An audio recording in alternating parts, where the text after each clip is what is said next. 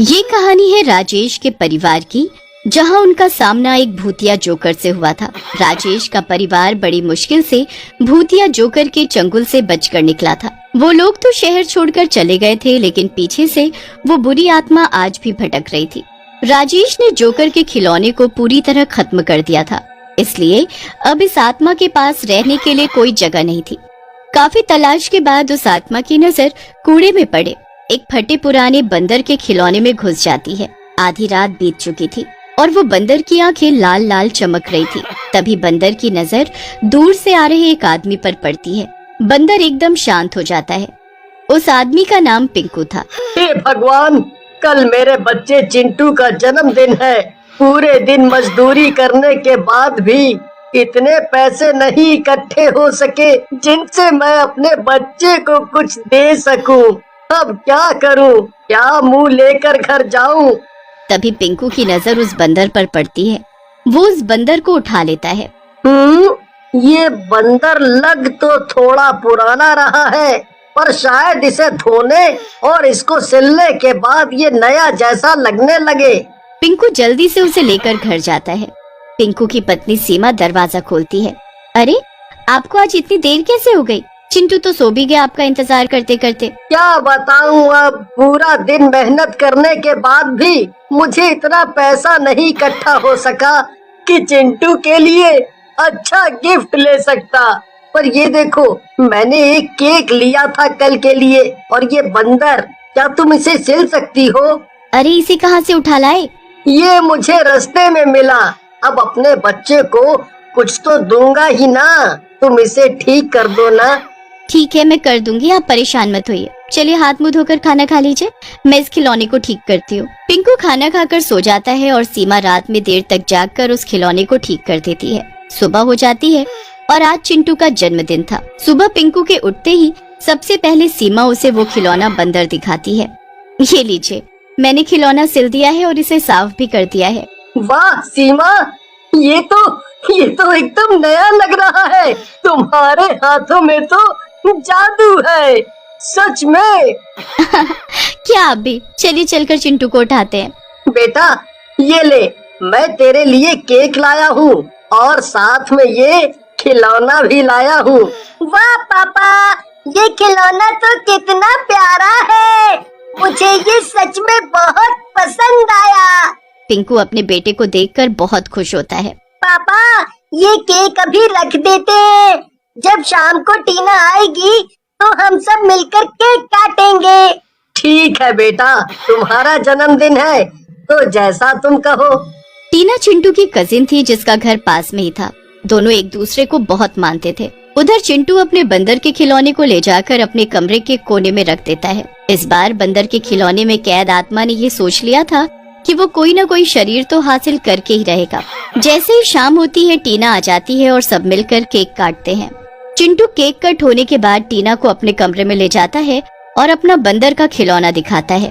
टीना बंदर को अपने हाथ में लेकर देखने लगती है। वाह, कितना प्यारा बंदर है चिंटू। तभी उस बंदर की आंखें एकदम लाल हो जाती हैं। टीना बंदर के खिलौने को छोड़ने की कोशिश करने लगती है, पर बंदर उसके हाथ को जोर से पकड़ लेता है। बचाओ, बचाओ, चिंटू, चिंटू, ये बंदर ने मुझे पकड़ लिया है। ये कैसे हो सकता है? रुको, मैं अभी इसे छुड़ाता हूँ। दोनों मिलकर बंदर को टीना के हाथ से छुड़ाने की कोशिश करने लगते हैं, पर बंदर चिंटू को बहुत तेज धक्का मारता है, जिससे चिंटू दूर जाकर गिरता है। बचाओ, बचाओ, बचाओ, मम्मी, पापा। इतना कहकर चिंटू बेहोश हो जाता है। उधर बंदर डरावनी हंसी हंस रहा होता है।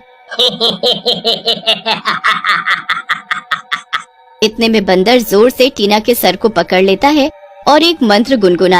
एम भीम भट स्वाहा। इसकी आत्मा आ जाए खिलौने में और मेरी इसके अंदर। इतना बोलते ही श्रापित खिलौने में मौजूद बुरी आत्मा टीना के अंदर घुस जाती है और टीना की आत्मा उस बंदर में।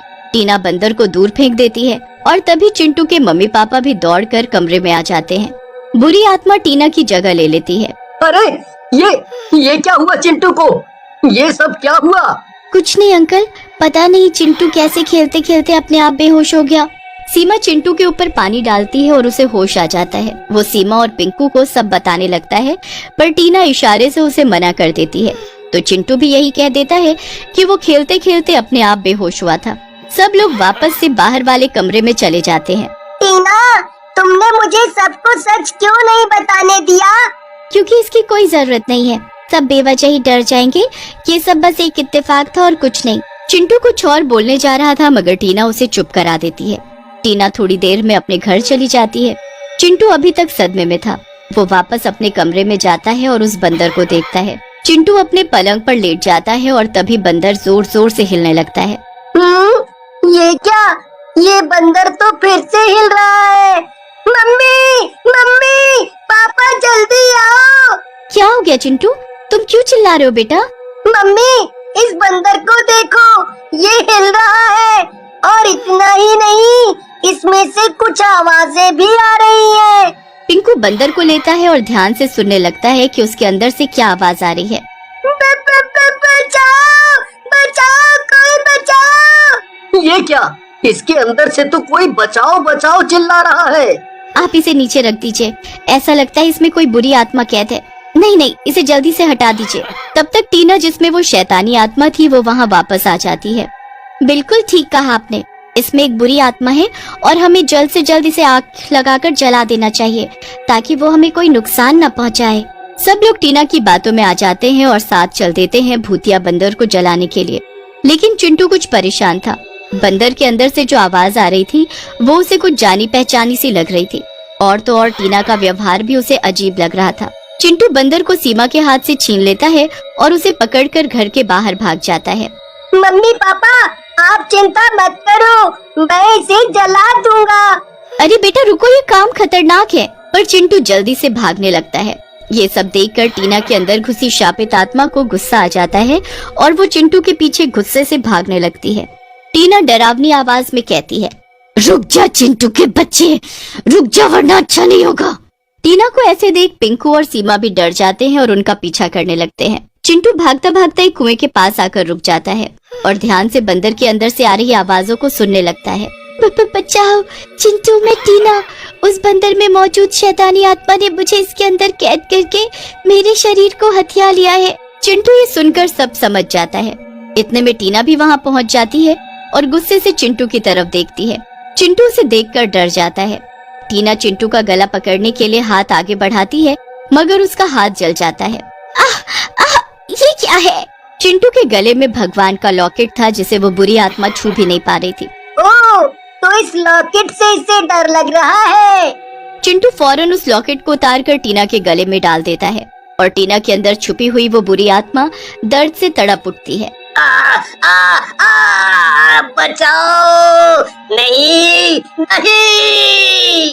तब तक सीमा और पिंकू भी वहाँ आ जाते हैं। टीना बेहोश हो जाती है और उसके अंदर की वो बुरी आत्मा इस बार पूरी तरह से जल जाती है और उसकी कहानी हमेशा हमेशा के लिए खत्म हो जाती है। मेरे बच्चे, ये तूने कैसे किया?